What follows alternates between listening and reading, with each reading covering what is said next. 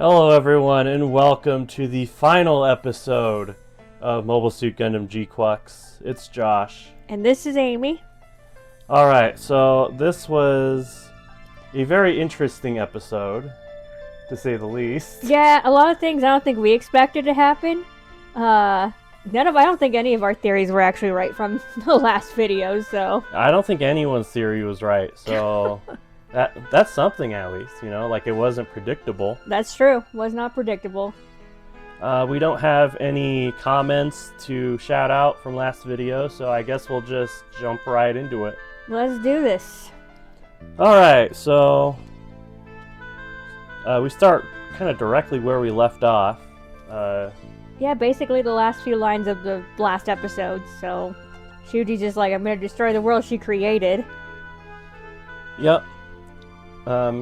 After we have a recap of what Shuji says, we go right to Kamali for exposition again.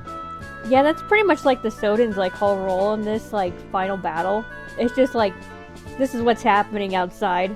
that's exactly what's happening. But yeah, they're pretty much just asking her, hey, you know what's been going on, so tell us what's going on. And she's like, oh, okay, I guess. I don't particularly like that I know how to do this. Or even in this quote, she's just like, I'm not exactly sure what's going on, I just kind of get this feeling, so, Yeah. Now we resume with Chalia versus Xavier. Xavier is saying if Zeon collapses, now new types will also cease. That's a very flawed logic. Yeah, that's very flawed logic. Yeah, and then Shelly is just like there's no way that new types could live under a dictatorship like this. Yeah, human reformation cannot happen under dictatorship. And then Chalia just kind of neutralizes Xavier. Not without a fight, though. Xavier does some really cool maneuvers, very reminiscent of Amuro. He lets his shield get blown up. Well, actually, it's like his lance. It gets blown up, but he's not behind it anymore. He's actually attacking from above. That's something that we see Amuro do a couple times. Good old shield decoy thing. Yeah. But then Chalia is able to take out his arm and... Yeah, it just basically dismantles him at that point, so... Yeah. So, Xavier's still alive. But he's out of the fight. Yep, he's out of the fight. Then we switch. Char, Shuji, and Machu. We get more clearly that Char just wants to send Lala back to the other side. Yeah, not kill her or anything. It's just to send her back to her world so they get rid of the distortion, so, this universe can actually go on, Yeah. And in order to do this, I guess Char activates his secret countermeasure in Yomantho, and it kind of splits in half. Yes, Char is now a brilliant scientist. Just like Bardock. Yes. So, yeah, he talks about how he built this kind of function in the Yomantho to actually send Lala or the Rose back to where it belongs. Yes, and as Shuji is kind of watching this, he comments that if you can send things to the other side, things from the other side can also come here, and then he just kind of disappears. Which is kind of weird because we already got confirmation of this. We had the whole exposition from Kamali, essentially saying, the last Zeknovas were things from the Gquuuuux universe going into whatever their universe is, and then this one, the true Zeknova, was something from there coming here. So it's we should know that. It's already been explained to us. So that was a little bit of a weird thing to comment on. Plus, that's what happened with Lala. So yeah, and then him too, because him too. He's from the other side. We know he's from the other side. That's how he got here. And then he disappeared on side 6, so we're assuming he went back to the other one, and then he came back, so it's well, what are you doing, man? It's we already knew this. You should already know this. Yeah. we go to Cassilia. She's kind of watching Yomantho split in half, and she's like, Char, you deceived me. Like, you deceived Xeon into making this thing. You know, because it was all Char, even though I'm sure part of it was Cassilia actually wanting like a super weapon, but then Char kind of like sabotaged it to do what he wanted it to. Oh, by the way, there's this other function in here. I'm just gonna hide it. Yeah, we were kind of right about that. We were like, he's got to be putting some kind of like countermeasure. Yeah, countermeasure in there. Unfortunately, it wasn't like the, I don't know, exhaust port. It wasn't just port. like blowing up or something. No. It wasn't the exhaust port that only, somebody who knows how to shoot womp rats can hit. I don't know. Let's see. The OG Gundam appears.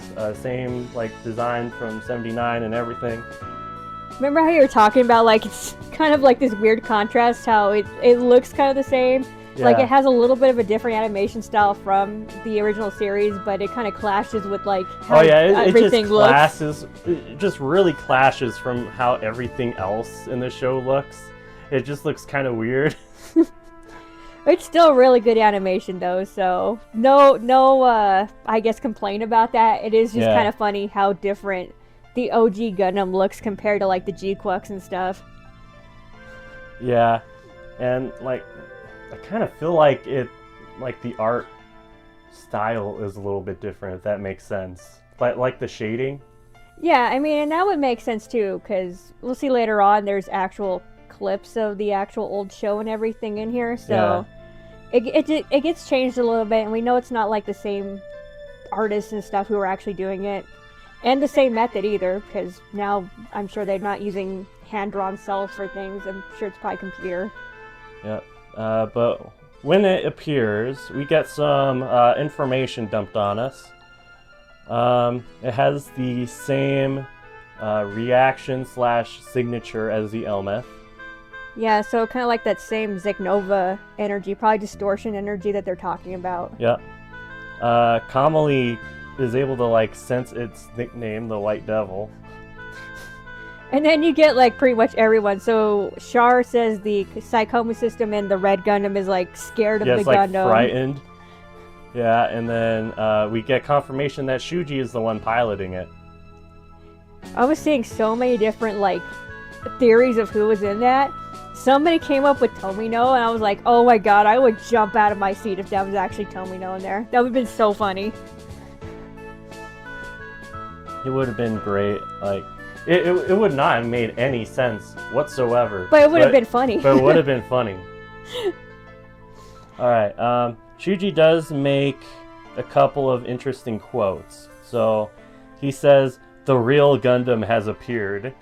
Oh. So, sorry for anyone who likes the design of this RX-78, but... Or I guess any other Gundam. You know, he's like, those other Gundams, the Freedom, I don't know, the Zeta, screw them, this is the real Gundam. And then he comments, the Gundam says, I will kill the Rose. See, and then we went back, we were thinking about, like, was Shuji actually talking to Grandpa Gundam versus the Red Gundam, like, way back at the beginning of the series? And we don't know. I think that's one of the things we're probably going to discuss when we do the actual kind of series review later on, but just kind of a weird theory to kind of throw out there. We weren't 100% sure. Yes, and as Shuji is approaching, you get a Kira between him and Machu. Machu's pretty much just being like, why are you doing this? I thought you wanted to protect Lala. And basically he's protecting her in his own kind of warped warped, twisted way. But then we get to see old footage. Yeah, so you start seeing actual footage from the first series of Gundam kind of playing out in the background. And Shuji mentions that it's Lala's memories that are kind of going on loop. And then we get this really cool vision of what happened and what Gquuuuuux Lala is like dreaming in like down on Earth. Yeah, so essentially, we start off basically the same as 0079, where Char's in the Gelgoog, and it's an actual Gelgoog. Yep. And, like, basically, it's shot for shot of what happens in that whole scene where... Yes, Char and Lala versus Amuro and Sayla. Just shot for shot, you can go look at the old anime and then compare it with this. So basically, the only thing they cut out is Amuro's face, so those parts are kind of, like, taken over by, like, shots more of the Gundam. Yeah. But the choreography and everything else is basically the same. Yeah. Now, the ending is where it's very different, right? So, instead of being able to push Char out of the way in time, Char gets, like, stabbed through the hand and into the cockpit of his Gelgoog by Amuro. And then he turns into a Char burger. Yep, he turns into a burger, just as McDonald's has foretold. I mean, yeah, we were thinking about that, like the whole Char giving McDonald's burgers, the little commercials. That was really funny. Yeah. Also got it. Oh, sorry. Go ahead. Sorry. But after Char gets stabbed, the song "Beginning" plays. It's the same song that plays when Lala dies in the original anime. And speaking of Lala, she gets some crazy eyes. Yeah, those are freaky, man. We saw those and we're like, oh my god. It's like, geez, it's like her eyes are bulging out or something. Yeah, so basically that just starts a new type reaction and kind of gives birth to what we see now, essentially. Yeah, like the wording in the show was her despair, and the reaction from the Saikamu ends up creating a new universe. Mm-hmm. Now, it's not this universe, because we find out that there have been multiple attempts of making a universe where Char is alive. It's really cool. I do want to point out really fast that we had the G-Fighter in this flashback. Yes, that's true. We had the G-Fighter as opposed to the core booster. Yes, so it is like the actual TV series. So Sayla's in the G-Fighter, not the core booster like in the movies. Yeah. But like you were about to say, we get some really cool shots of some possible universes. Yeah, some possible universes, and we get some really cool Char custom mobile suits. So the first one we see is Char's custom goof. You know, I wonder if, like, he dies to Amuro on Earth then, because we haven't seen, like, a goof that's actually equipped for space. Yeah. Char's Zuda, which is just kind of funny, because for those of you who don't know, so the mobile suit Zuda, that is a mobile suit from MSV. I believe it's from MS Igloo. And the problem with the Zuda is that it just went too damn fast. Yeah, essentially it just blows up. So yeah, like the frame just cannot manage the speed. If you guys know anything about cars, it's like the Pinto of Gundam. Like, it just combusts. So so if anything, Char probably tried out the Zuda, and then he went too fast and then got burned alive. Yeah, he probably didn't even fight Amuro. He just died. Yeah, so that one's on Lala for sure. Yep. And then we see Char's Bigro, the mobile armor, which I feel he would be really deadly in. Yeah, you don't give the Bigro so much credit because it's like only in like maybe half an episode of Gundam. Yeah, but it's a really good hit and run style mobile armor. Yeah, and essentially it like, I remember the actual first series, it like makes Amuro pass out because it goes so freaking fast. Yeah. So just imagine if Char was going 3 times faster than that, man, Amuro would probably be dead, but I guess not. I guess he still dies, so. Yep. And then the best universe that we've never seen, Char's Big Zam. Yes. Bandai, please listen to me. Please make a high-grade Big Zam, because at this point I will buy multiple of them. I will buy one just to have a regular color, and now I will buy one to make it red like Char. Yeah. So please. And then we get the Char's Gabaldi Alpha, which is a very interesting choice. It really is, yeah. It's a very forgotten mobile suit, since like it's not really in any anime or anything. Yeah, because we only see the beta in actual Zeta, right? Yeah. like we never actually see the Gabaldi Alpha in animation. I think from what I remember. We might be wrong. Call us out if we are. Yeah, I'm pretty sure that's the case. I think it's only in like manga. Then the last one is actually an unused design of the Sazabi, which is pretty neat. Yeah, we both of us were just like, what is that? We had to like look it up, and everybody's like, "This is, this guy's this designer Sazabi that never got used." So that's kind of cool, actually. Yeah, that's really cool. Which means that either Char lasted a lot longer in that timeline, or technology was just way better in that version of the 1 Year War or something. Yeah, it's hard to say. But yeah, so all of them were eventually killed by the White Gundam, and so every time that happens, essentially, she has like another freak out. That universe where Char dies kind of ends, and then the new one starts where she, I guess, puts him in a new mobile suit or something. Yeah, and eventually, sorry, I'm just getting my water real quick. And eventually, she's just like, you know what? To avoid him getting killed by the Gundam, I'm just gonna have him pilot the Gundam. Yeah, and essentially that's basically what saves his life. So. Yeah, that is essentially what Gquuuuuux is. This is like the, I don't know, upteenth attempt to keep Char alive.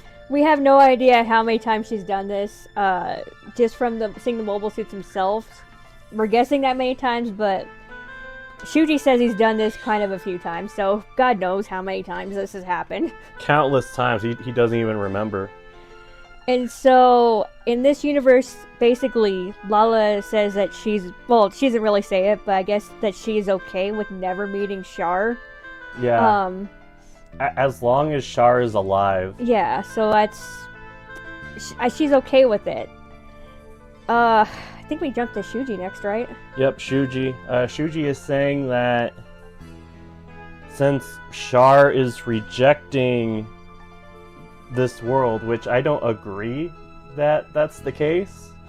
I don't either, because like, Char is not rejecting this world. He's rejecting Lala's protection.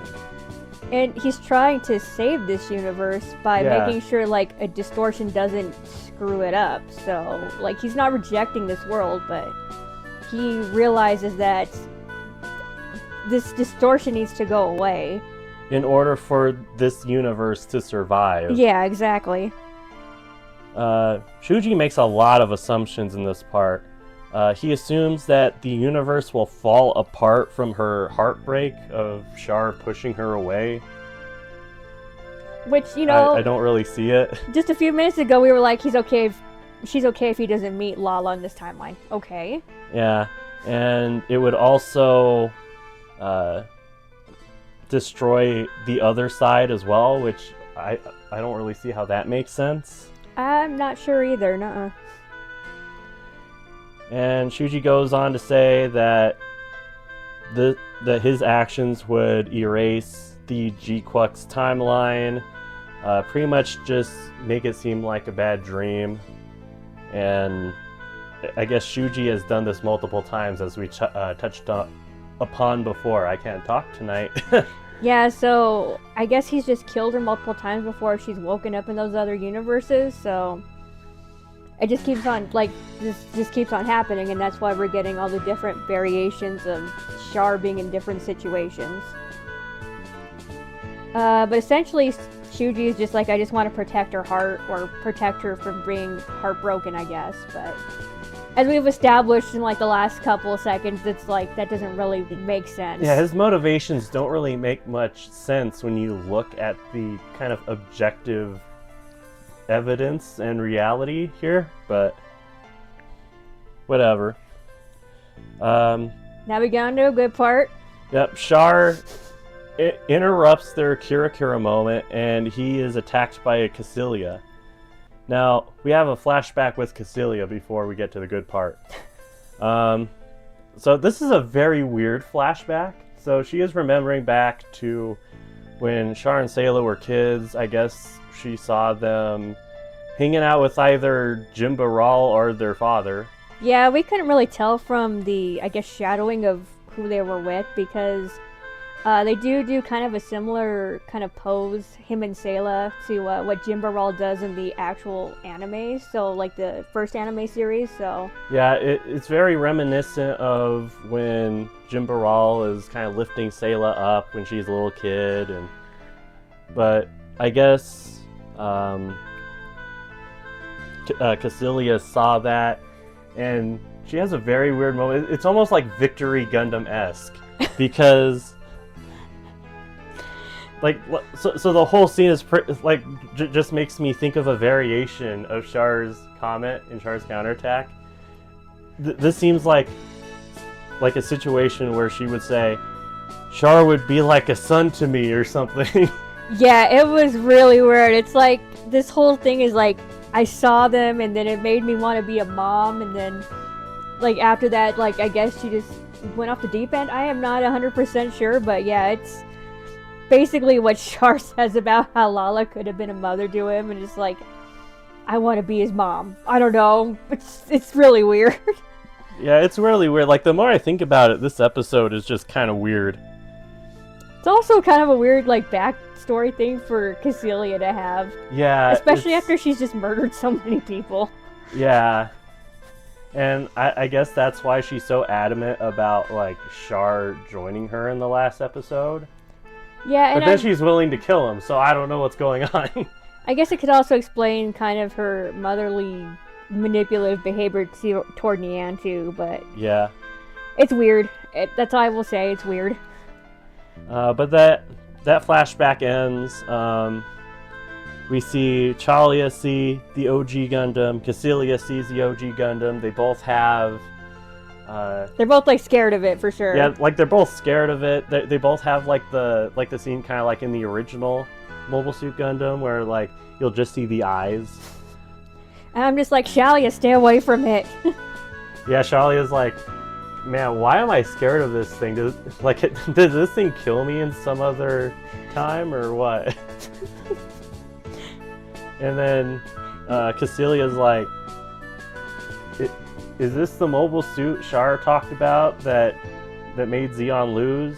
Which I don't believe I've ever heard him say to her, so... No, he just told her about kind of like a providence, like unseen providence in this world, and... Yeah. It's like, I don't remember him telling her about like a alternate reality where Zeon loses. Yeah, like when did that happen?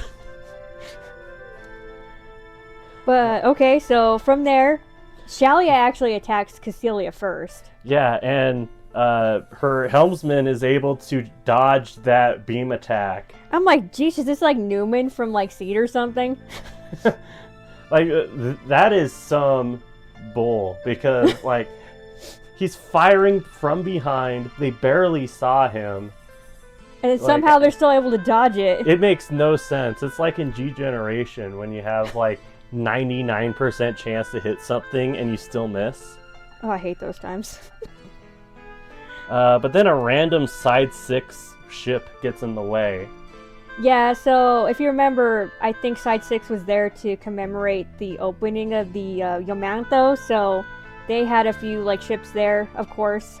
There's also like those police Zaku's on there, so this is great. So Cassilia's ship has to destroy it because they're going to ram into it if they don't. Yep.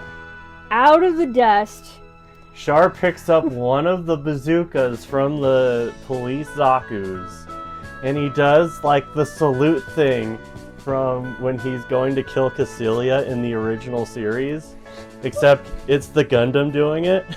Oh my god, it's glorious. And then Char's like, "Hey, Cassilia, I'll send you to hell with your brother." Yeah, it's funny because, like, in the original series, he's like, Garma, I'm gonna send you a present. Obviously, Garma's not dead here, so he's like, I'm just gonna send you to Gira, and you guys can have fun in hell. Yeah, and pretty much, like, same pose while firing and everything. The only difference is that Cassilia's, like, whole body just gets disintegrated.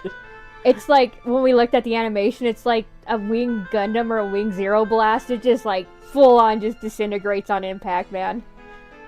Yeah, like, it's not just, like, her head blowing off and then the rest of the room blowing up. No. Okay, I'll say this. Thank you. Thank you for making this her death. I will say I still like the original better, just because you get so much more graphic stuff in that actual bazooka blow. It's so much more of a trick shot. Yeah, and especially since in the original series he's outside of a mobile suit and it's just him with the bazooka. And he's able to, like, get a great headshot. Like, don't get me wrong, this was a great way to kill Cassilia, and I just love how, like, the Gundam is basically saluting her before he shoots her. Yeah. Oh my god, it was so great.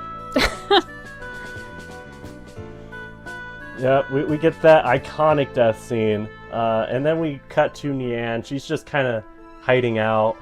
She doesn't really have anywhere to be. She's like, man, I wish Cassilia would have tried my cooking. This random thought. Yeah, it's really random thought. But, well, she can't. She's dead now. Yeah, nope. And Nian's like, I have nowhere else to go now. So I think we go back to the Soden briefly, right? Yes, they hear that Cassilia dies, and they start prepping to look for survivors and rescue them. Yeah, pretty much. Pretty much, that's what the Sodan scene is. Now, we go to Machu and Shuji again, and are we assuming that the text came from Lala that Machu got? Yeah, because they kind of flashed when she's like thinking about what Lala wants from all of this. So we see the text messages, but it still doesn't convince me that Lala was the actual one sending texts, and I think I'll probably talk about that later, but yeah, I don't know if it's implied enough for it to have been her, but like this scene kind of implies that it's her, but just otherwise it just seems like it's not. But they fight. It's a really good fight. It's a really well animated fight. Nian tries to break it up. She doesn't want her two friends to kill each other, understandably. And then we have Kira between Machu and Nian. And essentially she finds out that kind of Machu still has the desire and the plan for all of them to go down to Earth, chill on the beach or something, and, you know, be friends. Yeah, and Machu wants Nian on her side to fight Shuji, because in order to do that, they need to stop Shuji from destroying the universe, pretty much. Yeah, they can't chill until he's dead, so, well... Or he stops, Yeah, or he stops, I guess, yeah. And Nian is very hesitant. She's like, I did something awful. I abandoned you guys. I, of course, triggered Yomantho. Killed a lot of people. And I don't really agree with Machu here. She's like, no, you didn't do anything wrong. It's like, yeah, you kind of did. You kind of committed a war crime. Yeah. But, you know, whatever. But they join forces. She's like, I want you to be my Mav. Yeah, it's like a Top Gun moment. They grab hands too, right? Yeah. It's like, you can be my wingman any day. No, you can be mine. We cut to Char and Chalia. They're watching Machu and Nian fight Shuji.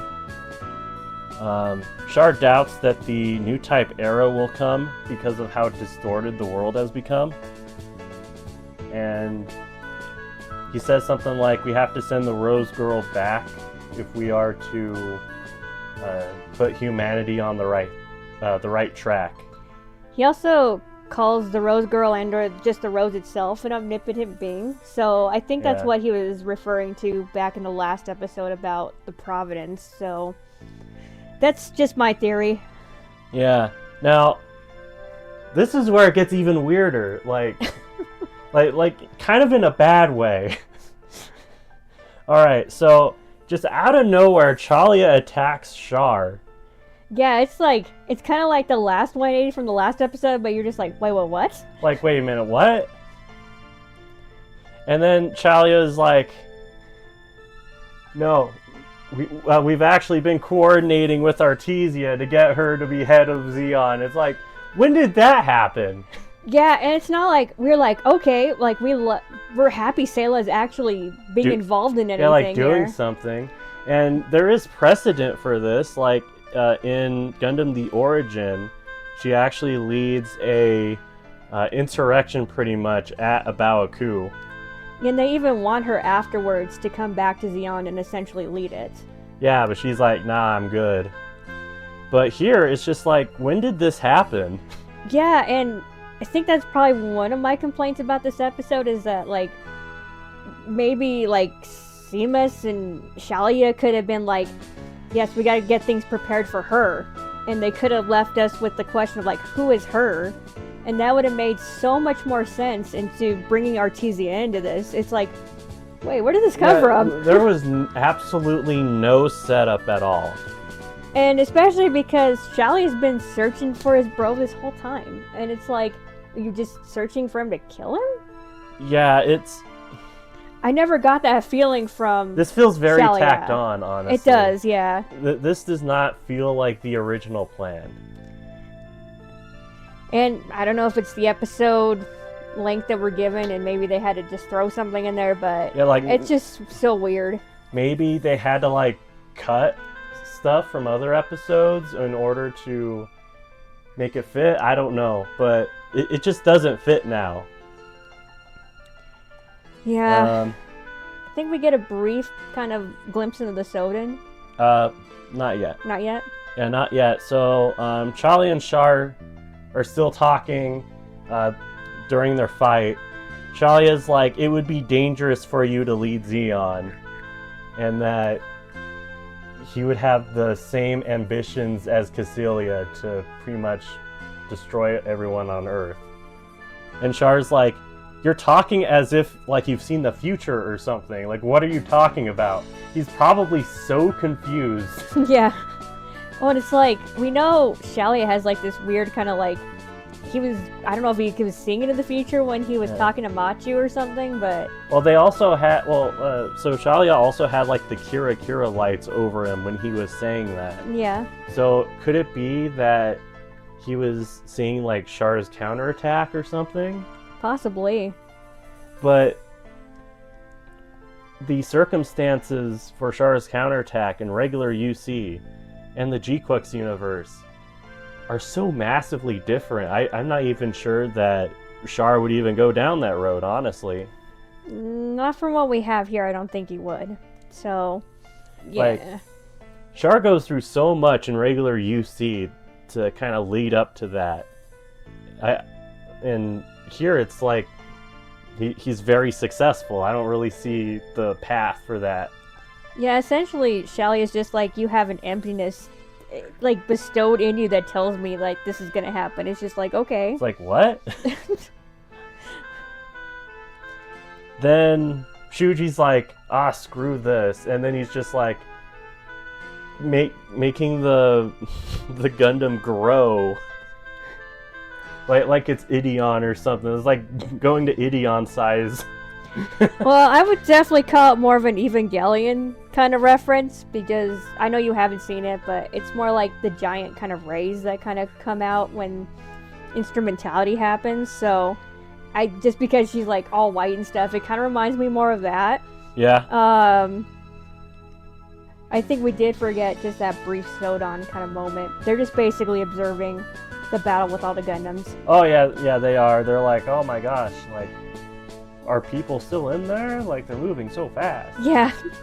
That's basically the Soden. This whole episode is just like exposition. Kind of like last episode, but just more than calmly. less useful, honestly.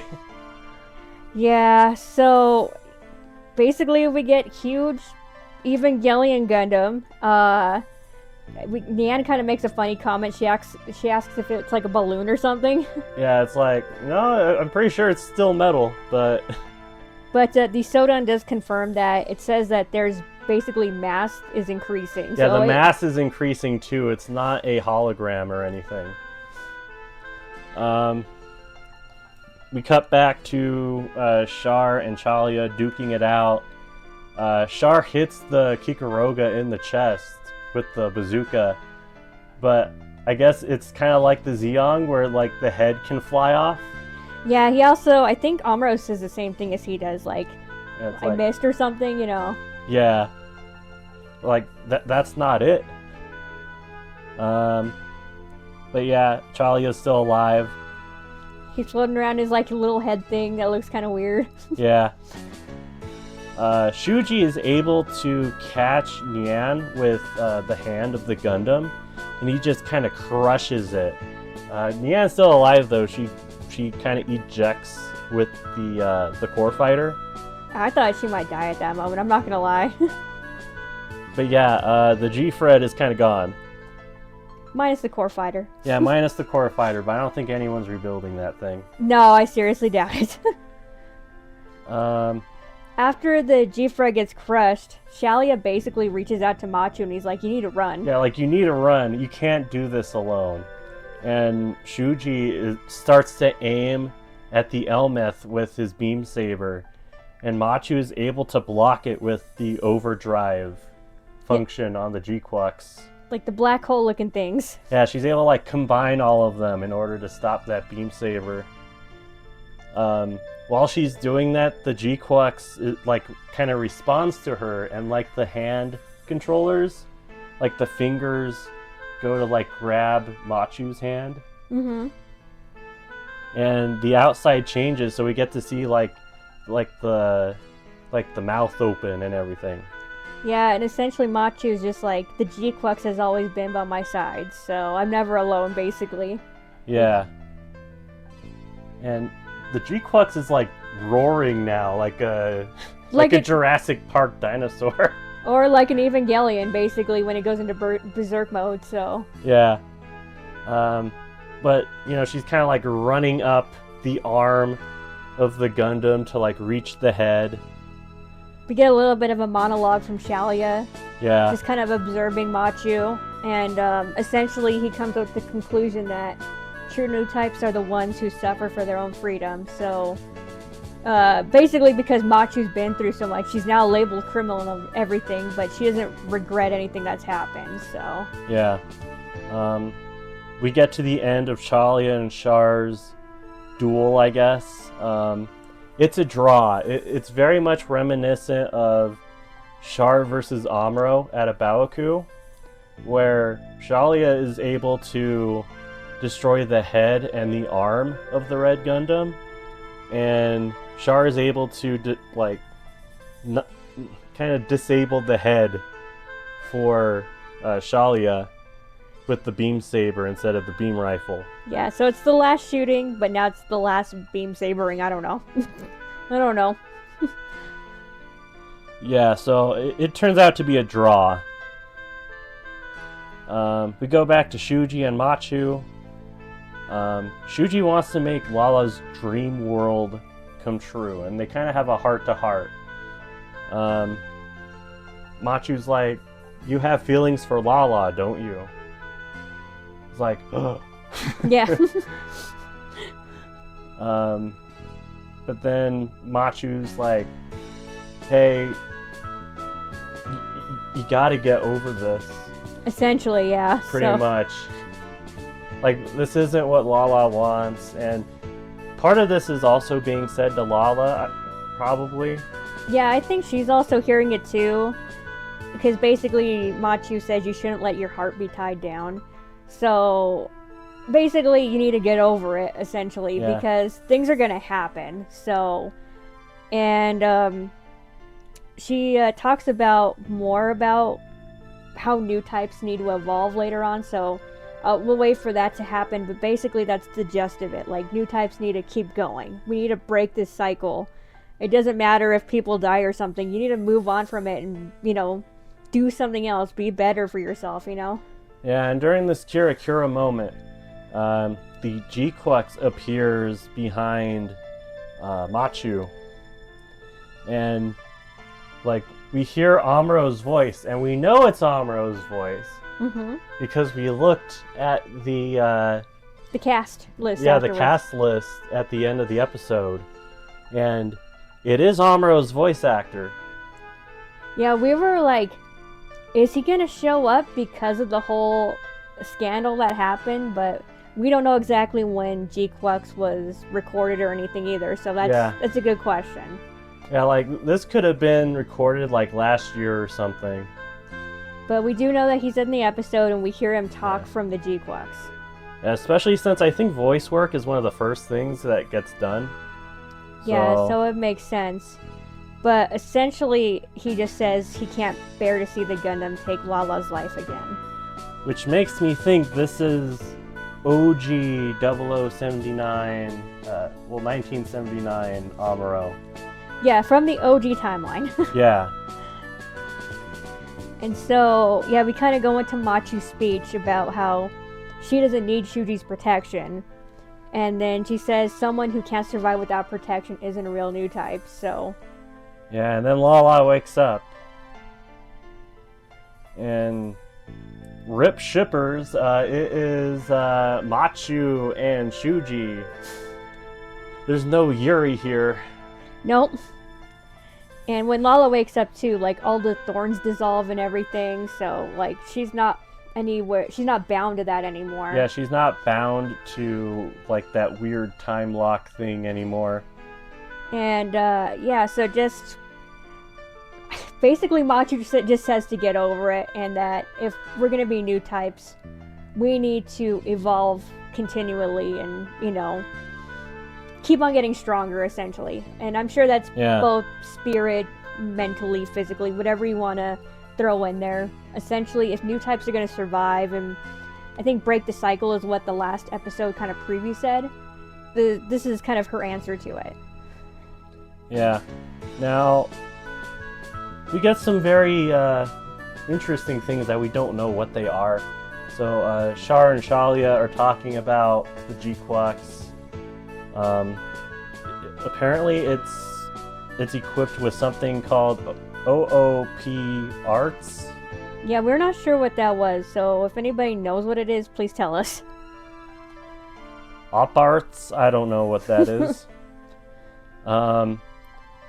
They're pretty much saying that it was to produce a Zek Nova instead of the Red Gundam, since the Red Gundam was kind of missing at that point. Mm-hmm. And then Chalia is kind of wondering if the Endymion unit is active, and I have no clue what that is. I don't remember anything like that in the previous picture. Yeah, we were wondering if basically the Endymion was the Gquuuuux's real name. I don't know if that's it, just the Endymion unit, because we do know the Gquuuuuux does have a real name. It's just a placeholder. Yeah.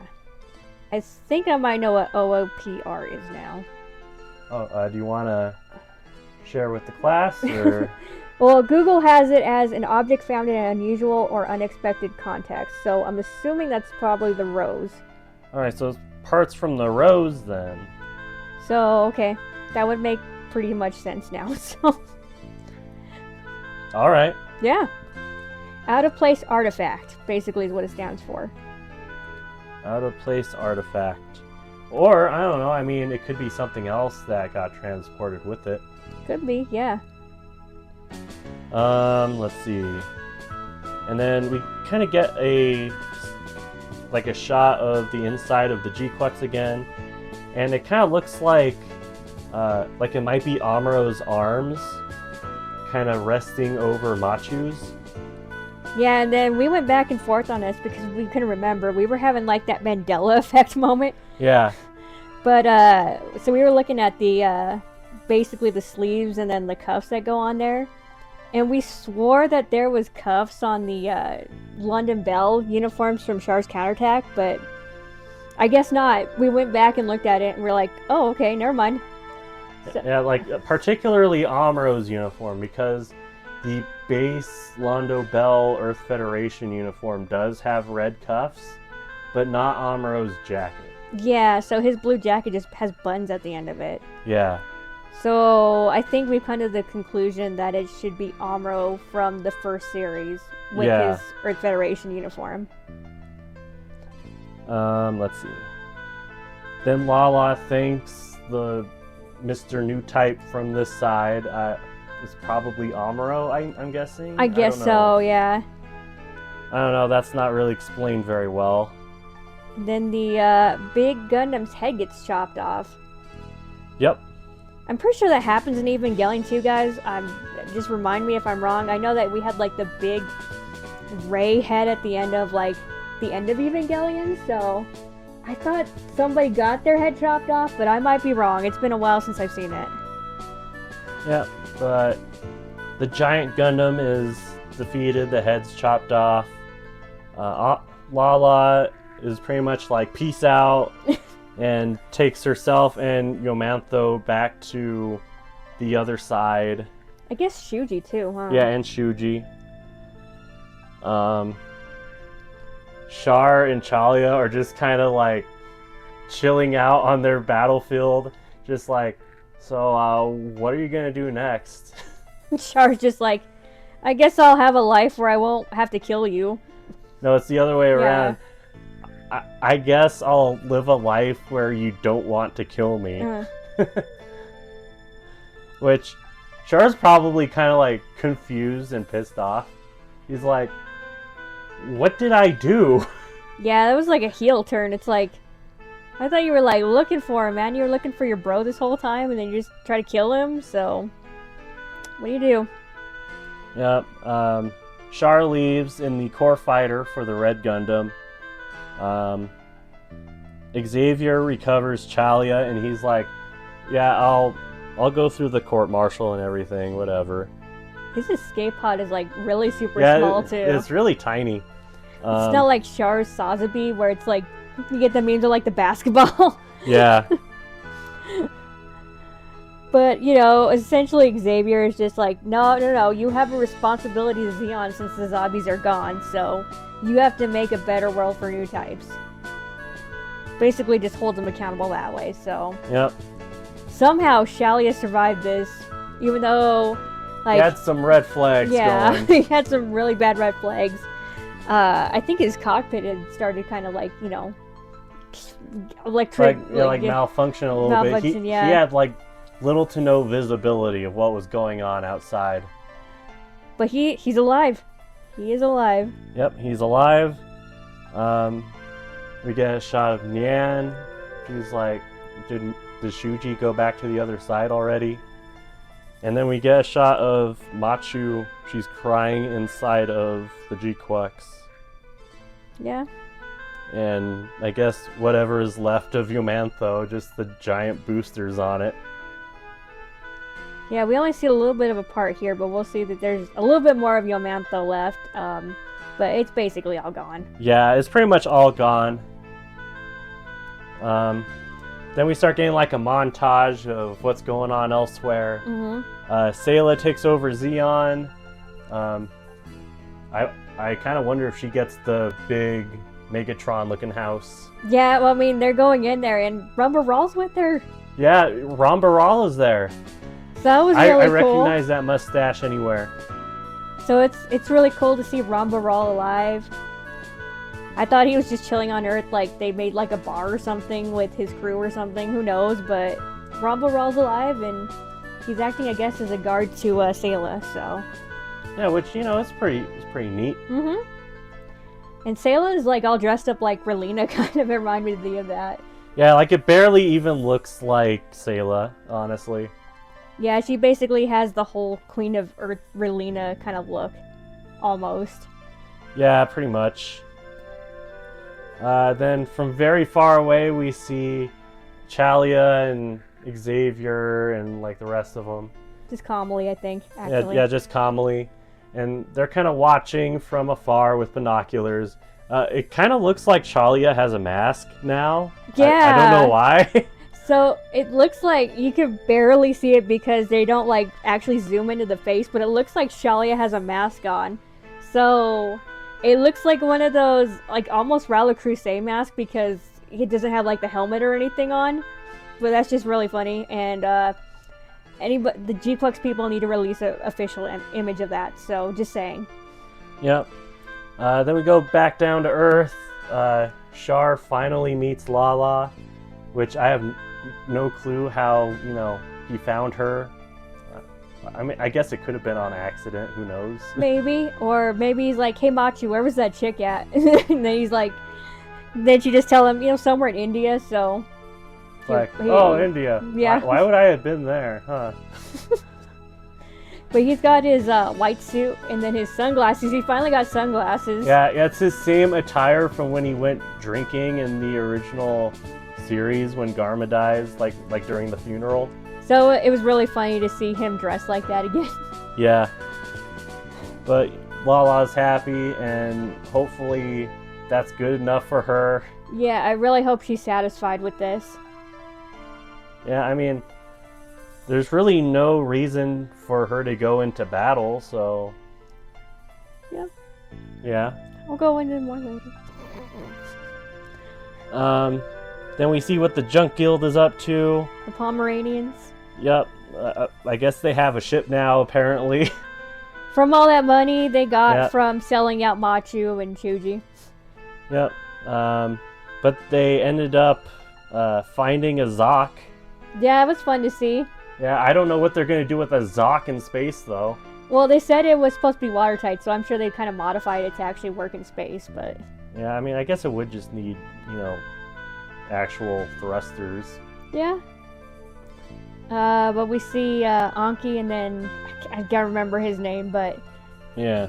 They're basically looking at the news report for Yamantho, and, Travel is...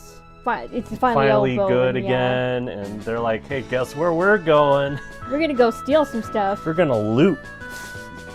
They got a new Haro, too. Yeah, they did. It's a bigger one. Machu finally texts her mom. Yeah, and she's like, oh my god, it's my Machu. And then, you actually hear her call out for Darling, and it's like, oh my god, her dad's finally around now, too? It would have been great for him to be around a little more, but... It would have been great for any of them to be around, basically, Machu her whole life, but, what do you do? Yep. But then we cut to Machu and Nian on the beach somewhere. Yeah, everybody's just chilling. Haru's just chilling. Haru's got, a Luffy hat. I don't know, he's the king of the pirates now. Yeah, it's really cute that, Haru and, the cube robot. Yeah, Conch. Yeah, Conchi. They're kind of messing around with, these lobsters or whatever. And... crabs, I think. Yeah, something like that. But basically, Nian asks her, you're not going to go visit them, and Machi just kind of points out she's still a criminal. Yeah, it's I'm still a criminal. I can't really go back. And, yeah, basically, Nian's like, well, we finally got to Earth, and, it's really nice. There's nowhere really else to go. And... Machu is pretty much saying, no, we still have to go find Shuji. Yeah, so basically, the end is basically the Gquuuuuux had told her that they will meet again someday. Yeah, they will meet again someday. And roll the credits. Yeah, roll credits. Wow. Alright, so... no episode preview, so we can't say next time on Gquuuuuux. Yeah. Alright, so I guess let's go over our thoughts on the episode in general. Yeah. I thought it was good / okay. So it was definitely entertaining, but it just goes off into so many random unexplained directions that I'm just I don't know. Yeah, so I think for me, the two biggest things that stick out in this episode is just basically Shuji's logic of, I gotta kill Lala to basically make her happy, because obviously we know that it's happened many countless of times and it hasn't made her any happier. And then his logic of, Char not wanting this universe in a way, because he wants to save this universe. We already know he does. Yeah. And then the other thing would be the whole 180 with Shalia and bringing back Sayla. And then Sayla's inclusion just out of nowhere, it makes no sense.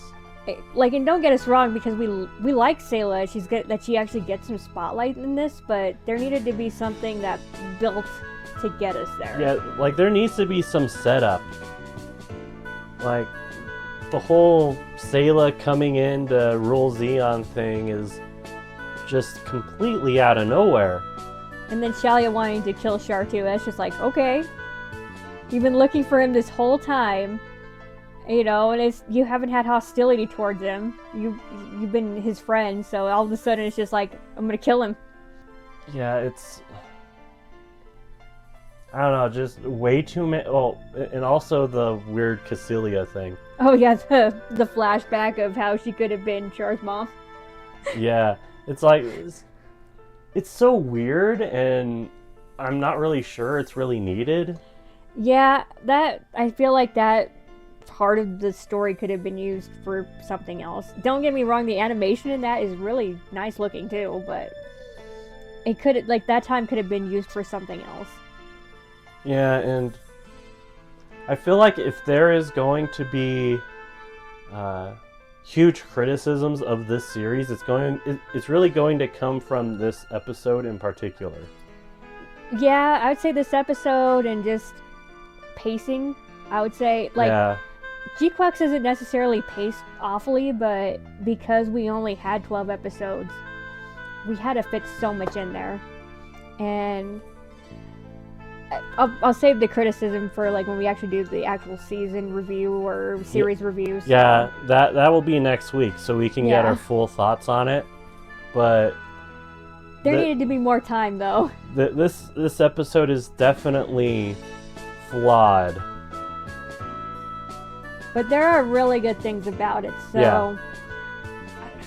Of course, you get all the really nice animation with the battle scenes, and that includes every battle. So whether it's Shalia and Xavier, the Gundams versus Shuji, or Char versus Shalia, all of these, like, you can tell whoever animated all these scenes, man, they really, really care for these, like, you know, mecha animations and stuff. They're really beautiful. So all of that was very entertaining. My favorite part of the episode is, of course, Char getting the bazooka off, because I was like, oh my god, Gquuuuuux, please give us a epic death for Cassilia, because we had the OG one. And to have him doing it in the Gundam is just hilarious, especially when he's like doing the salute. Yeah. It's definitely a canon event now. Yes. That's how Cassilia must die in every universe now. So, yeah, that was great. I even really kind of liked the character development for Machu, and how she's kind of broken out of the shell of becoming like a new type that just kind of despairs on everything. So, and I mean, with other characters we've seen, I don't think they've fallen completely into despair. It's not like kind of a Char situation where you kind of go off the deep end after so much crap happens to you. I think another good comparison is like Camille. Loses both of his parents, sees a lot of bad shit, but he still believes in, I guess, becoming a better person, and or, I guess how Machu puts it is like evolving. So we never see in Zeta like him just completely, like, you know, just kind of give up. I think is a good way to put it. So it's kind of funny how Shuji has never come across another person like that, though. But then we never get past probably the 1 year war, so, you know. Yeah. We don't get to see how other things play out. Yeah, now, I agree with most of that. My only critique would be not Camille. Because, like, near the end, he gets, like, kind of depressed near the end. Especially after Rosamia dies.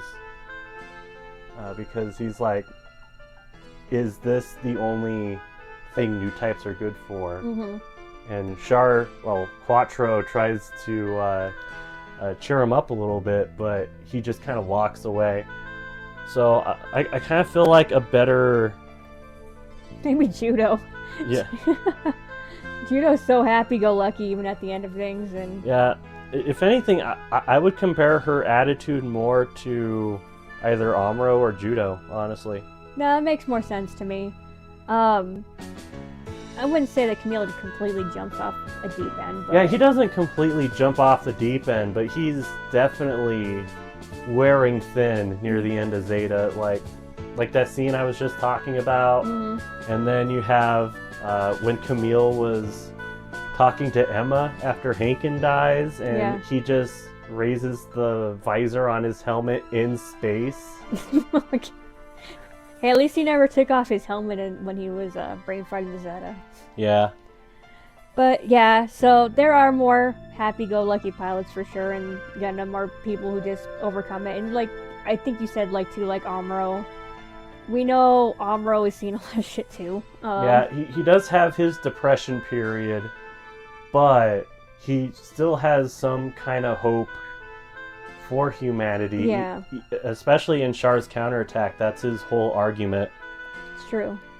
So, yeah, it's good to see. I mean, that would make sense of why the Gquuuuuux, I guess, goes well with Machu in a way as well. Yeah. Especially because, like, we don't know. Like, I guess Amuro's soul is in the Gquuuuuux? I don't know. I guess. I don't know.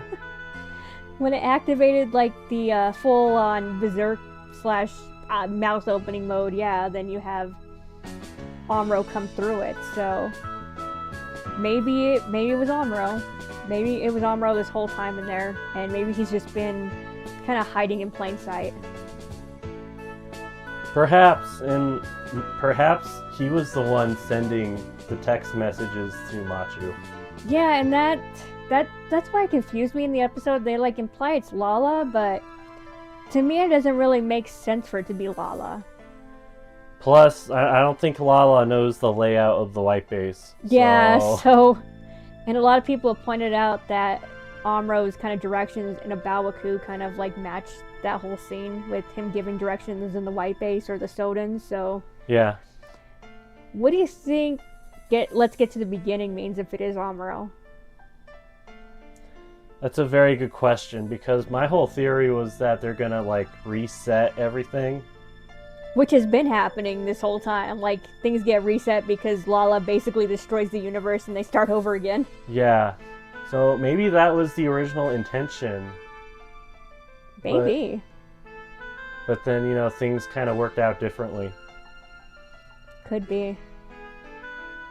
Any other positives or criticisms from this episode?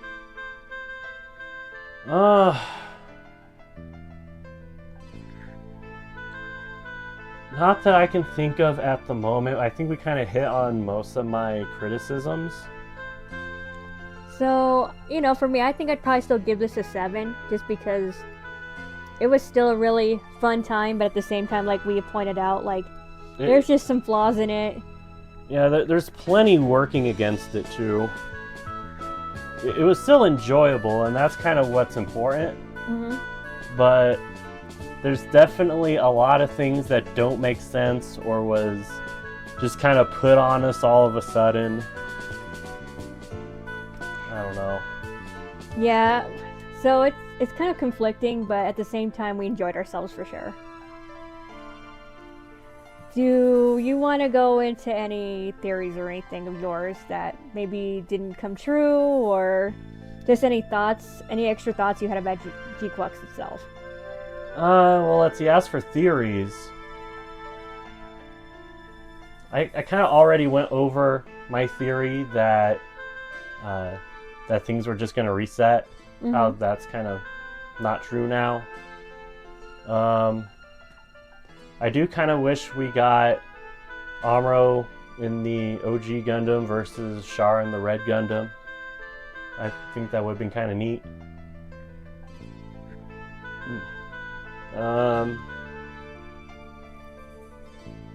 We still never found out who Shuji was. Yeah, that's another thing too. We're like, wait, who was he? Like, who are you?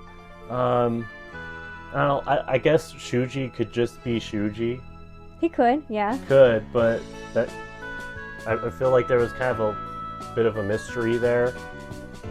Yeah, and it's so weird because, like, he's apparently been doing this for Lala, like, how many times? Like, how exactly did he meet Lala?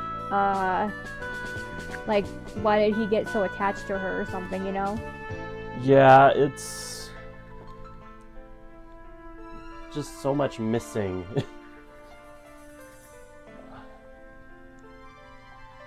Any other things you want to mention? Not really. I just kind of wish it was longer again. Um, like it doesn't even have to be like 50 episodes or anything. It could just be like 30 or like 40. Yeah, that would have been really nice, Like just so they could expand on a lot of things. yeah, like we could have had a whole story arc about Chico, or like a whole story arc about like the Black Tri-Stars, or just kind of things like that, or especially the Titans, Mhm. because we still don't really know what's going on with the Earth Federation. It's just an afterthought. Mhm. Um, yeah, that's kind of my biggest complaint about the show. Well, and you still have time to think about it too before we make our final opinions about it. So keep it in mind. Yeah. All right. Well, I guess I'll jump into my part. All right, and I'll hand you the tablet since you made this diagram that I'm going to put on the screen right now. It's a really dank diagram, and I just want to let everybody know that I have so much better handwriting than this, but I don't usually write with like the stylus on the tablet, so it looks pretty crappy. Uh, so I was just kind of thinking when we were going through the whole Lala, Amro, Char, Sayla fight thing, when we went through that flashback, or I guess kind of universe slide into the other side, just how this whole thing works. So I made kind of like this timeline, and it looks crappy, like I said. So I think we're assuming that the first Gundam series is basically the main timeline for everything. Now, we know that some things are different in like the movie trilogy, but we're not exactly sure what point it kind of just jumps into other things, and that's kind of why we want to do the regular Gundam first. Guess after Gquuuuuux, just to kind of compare like episodes from the first series, do like the first movie, see if anything has changed completely, and then another batch of episodes, second movie, another batch of episodes, third movie. So in the timeline, we don't know exactly when like the movie trilogy actually kind of pivots off of the Gundam series. And Josh, you said it should run like more parallel, I guess. Yeah, in my opinion, instead of having the movies branch off of the OG series, the movies should kind of run parallel with the OG series, considering like the differences are in the first movie. And we don't know like if something's happened. I mean, we'll get to it when we get to reviewing the actual Gundam series and the movies, but for me, I still think it's more of like kind of a jumping point off of the main timeline. And then we get to the point where, we had that fight with all the 4 new types. Lala dies in the original timeline. However, in the one that we're given of the other side in this, I guess, universe, Char dies. So that is kind of like its own kind of branch off the timeline itself. So Char dies. And then we know Lala goes freaking crazy. And she essentially makes all these like little branch timelines to try to make sure that Char survives. Yeah, like all these like bubble universes. Yeah, so Char in the Big Zam, Char pilots the Zuda and probably blows up. And then all the other ones, so I just wrote others on that one. And then we eventually get to Gquuuuuux, which is a branch off of that branch. So this is where I kind of came up with that. So Gquuuuuux becoming basically its own timeline, since I guess the timeline is saved now, so I don't think anything else is going to change that. So just kind of my thoughts about it. Josh is probably thinking I'm crazy, so It's why I started off with that meme. Yeah, so, and it's kind of like a reason why I wanted to do especially the OG Gundam series next, and kind of compare them. I mean, we kind of did it a little bit. The movie trilogy was in theaters, and we're like thinking, hey, this is kind of different, this doesn't happen, all those fun kind of things. But I don't know. What do you guys think? Do you think that the OG Gundam series is the actual main timeline? Is it the timeline where Char dies? I don't know. Is the OG Gundam like a separate, branch timeline from that? I want to assume it's not, but it's just kind of there. Just kind of my thoughts here. I'm a conspiracy theorist, I guess. So there's a tablet back. I'm just like, Josh, give me a piece of paper. I have a pen. Let me write it down. And it would have looked so much better if I drew it on paper, but, Yeah, all my notebooks and stuff are in my old backpack, and I think that's in the closet, so... Yeah, so I'm not used to writing with that stylus, and it just looks so crappy. Usually my presentation looks a lot better. I don't know, what do you guys think? Do you think that this timeline where Char dies is, like, supposed to be the main timeline now? Is it the actual OG Gundam series where Lala dies instead? I don't know, it's all timey-wimey, wibbly-wobbly if you've watched Doctor Who. Hopefully not the, newer ones. Yeah, not the newer ones. Those kind of suck. Did things not happen that you were expecting to see in this, finale? I expected there to be a lot more death. Yeah, I kind of was too. Especially after the whole Abawaku Yamato thing, so... Yeah,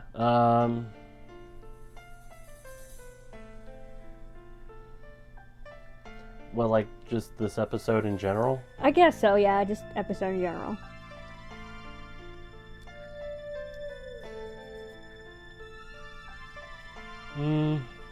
Like, more Amuro involvement, I guess. Yeah, and then we don't have any confirmation that he was actually in the Gquuuuuux or anything, too. He could have been hiding in plain sight for all we knew, but... Yeah. Yeah, I mean... I think, having his voice kind of coming from the Gquuuuuux kind of confirms it, in my opinion. I know that... Sorry, do you want to go? No. I know that some people were theorizing that it could be Amuro's soul that was kind of captured in that piece of psycho frame from the Char's counterattack, and maybe that's where they came from. We don't know if that, object out of place or whatever it's called is only the rose, or if there's other things that have come through the other side or something, so... I mean, it could have been from that last universe where it was like the alternate Sazabi design. Yeah, it could have been. Maybe something similar happened there. So, that is a good question. I will say, just from Lala's perspective, I'm glad she's probably not going to live in poverty again. I really hope she does not meet Amuro again. I just don't want her to be like, but I loved him too. It's like, okay, you got Char, you're getting out of this place, you don't probably have to ever be in battle. I'm assuming, you're just gonna probably just chill out. So, I don't think there's any way that they're probably gonna meet with Amuro unless by some really weird odd chance, but I just hope that she's satisfied. I hope that she's satisfied that Char came to rescue her. And I want to believe she is. And that would make me happy for her. But just from my past experience with Lala, I really hope Amuro never enters the picture. Yep. If we keep it this way, Gquuuuuux, this will be the one time I'm actually happy for Lala. So, don't ruin it for me.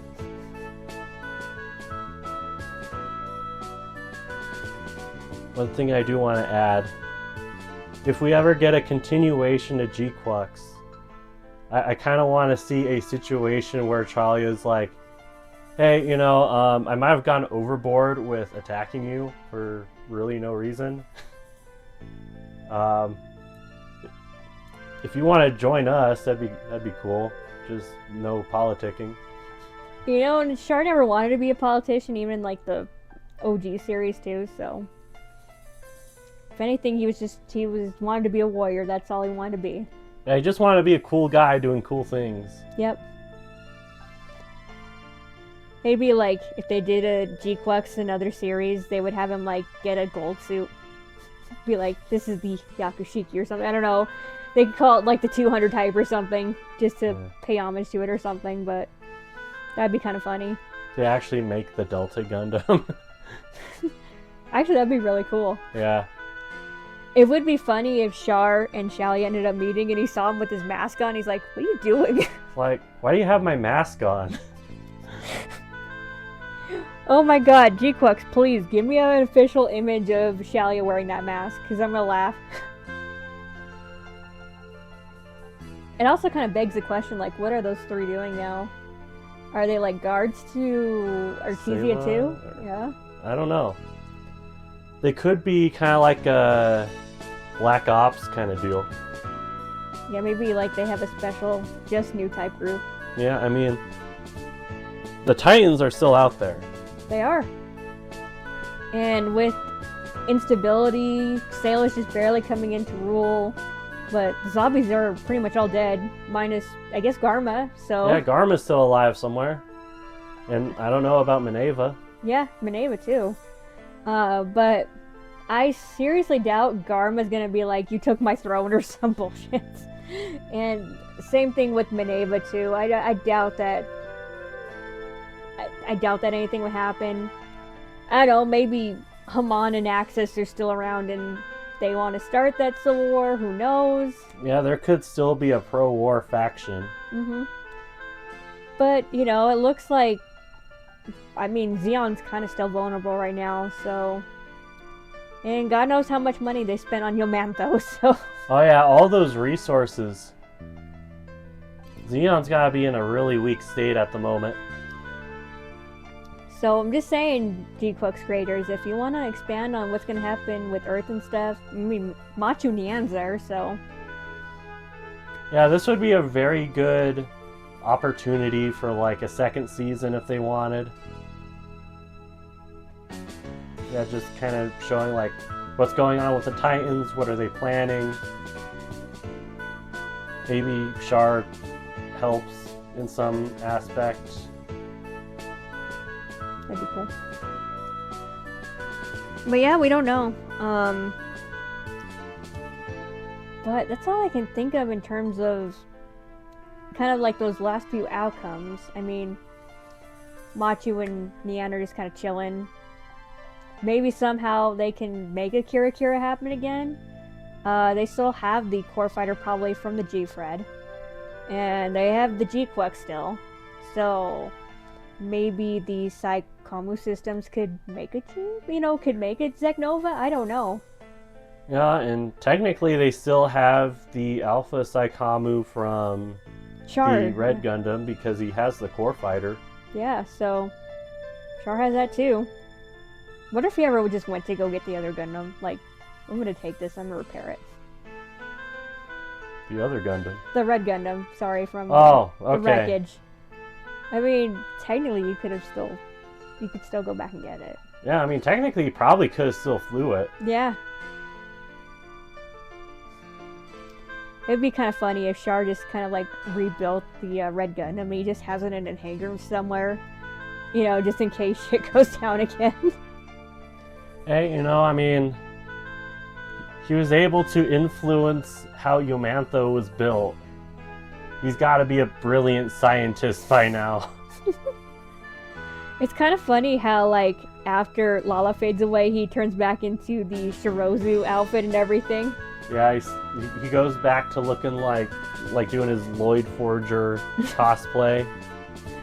So, I guess those clothes that he got were just temporary. Just like a mask over, you know, his actual clothes. But yeah, so he goes back to Shirozu and somehow he gets his white suit his back. White suit. I want to know where he got that. Maybe it's a gift from Garma. It'd be kind of funny, actually. It would be kind of funny. Hopefully Garma's just chilling with maybe Isolina or something, and they got just to be... Garma's like, Hey, I saw all that shit go down. What was that about? It's like, you don't want to know. I don't even know what's going on anymore. My best friend betrayed me. I thought I was your best friend. Yes. Oh my god. Oh. Oh wow. Yeah, it would be hilarious if, like, I don't know, Char is like couch surfing on Garma's couch on Earth. I guess Char and Lala, but they would just be couch surfing. Garma's just like, who's this? Oh, this is my girlfriend. I guess, I don't know. You know, technically in this universe, I don't know if Char actually betrayed anyone. Good point. I mean, he was always gonna kill Cassilia, so yeah. Yeah. And Shalia betrayed him, so I'm on Char's side this time. He didn't betray anyone. Honestly, I'm on Char's side here too because he hasn't really done anything yet. Yeah, and it's just kind of sad too because you see that, like, he's nowhere even close to wanting to kill off humanity like Cassilia.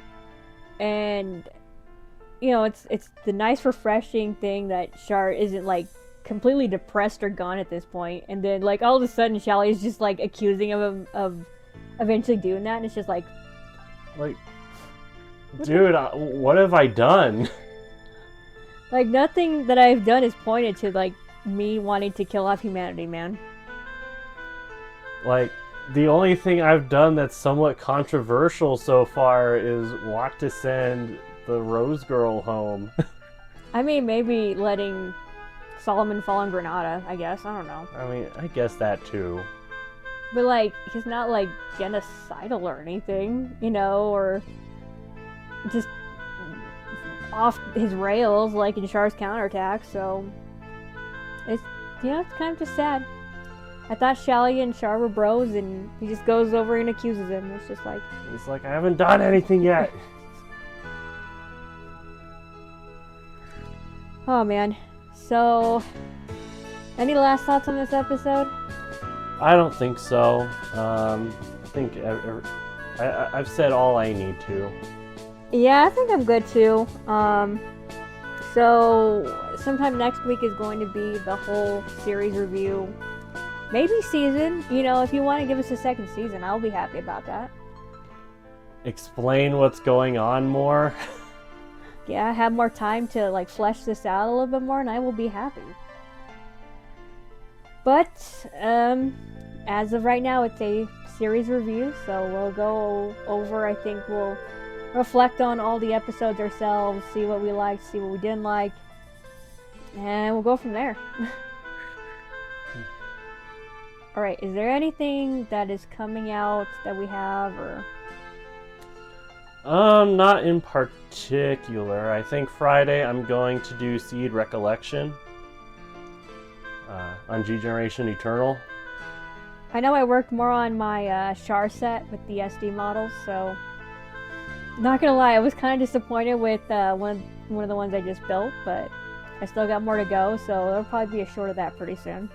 Yeah, I'm still building the Burning Gundam. So the last time I had the opportunity to work on it, I was just tired. I was out in the sun all day, and I just kind of fell asleep. Oh yeah, we passed out. Yeah. Like, we turned on the TV, like, watch a movie or something, and, like, we were both gone.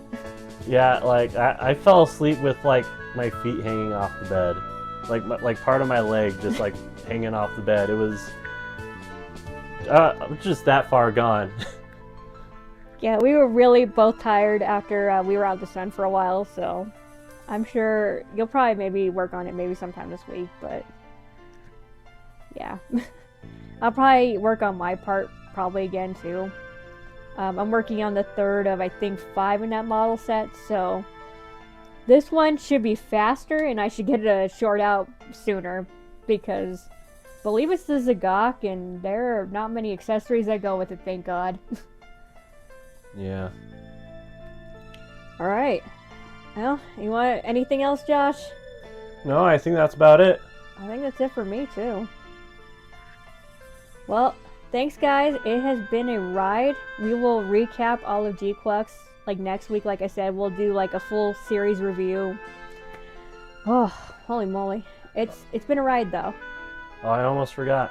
What? So, I think we have counted 15 named character deaths. Oh yeah, that's right. We forgot. So when Cassilia dies, you also see Mulligan in there with her in the ship. So that's 2. Yeah, that's 2. So we go from 13 to 15. I feel so ashamed. Like the kill count. It was your idea. Yeah, I know, it was my idea. I feel so ashamed right now. Oh, okay, but 15. And we are going to go back. So I know that some character profiles did get included on the Gquuuuuux website. So we're going to make a decision whether some of the past characters who were not named before but now have names are going to get included in the death count. So we'll have a discussion about that. We'll think about it. Yeah. That's all coming in the Gquuuuuux series review. Yep, that'll be sometime next week. Sometime next week. Let's go. I'm going to try and aim for dropping it on Wednesday, but we'll see. Yeah. It's kind of a relief now that we don't have to like stay up so late on Tuesdays and record to get out this for the next day, so. Yeah. And we're very much looking forward to doing the regular Gundam series and stuff, so I hope you guys join us for that. Yeah, and we could probably just like mass record those. Yeah, just because they're not really spoilery and we don't have any reason to make theories and stuff, so. Yeah. But yeah, I hope you guys join us for that. I think it's just going to be fun to look back on the first series after we've kind of seen Gquuuuuux, since Gquuuuuux is kind of like a love letter to it, so yeah, it's going to be fun. So join us, guys. Make any comments you want. What do you think about the end of the series, about this episode? Did any of your, I don't know, theories come true or not? What do you think about my dank timeline thing that I've made? Because it looks awful. But yeah, thanks for joining us. Comment, share, subscribe, hit the subscribe button like Saletta whacking that dude into tomato paste. I don't know. Yeah, and share us with your friends. And thank God too, like after Gquuuuuux, I think we'll have more time to actually establish kind of our social media stuff. We want to do X. We were thinking about getting another channel running on Rumble, so we don't have to like censor ourselves as much. I had to like practice so I didn't say anything, but like if we do like, you know, live game things like later on or something like that, I'm like, I might slip up a few times, and yeah. Yep. But we'll be working on that too. So you guys, we'll let you know when those things get up, and just hope you guys follow us. And we're looking forward to more Gundam stuff. We're looking forward to other things too in the future. So yeah. Yep. All right. Alright, I believe it's time to sign off. Let's sign off, Josh. Yep, this has been Josh. And this has been Amy. For Gundam of Gundams. See you all later. Bye-bye.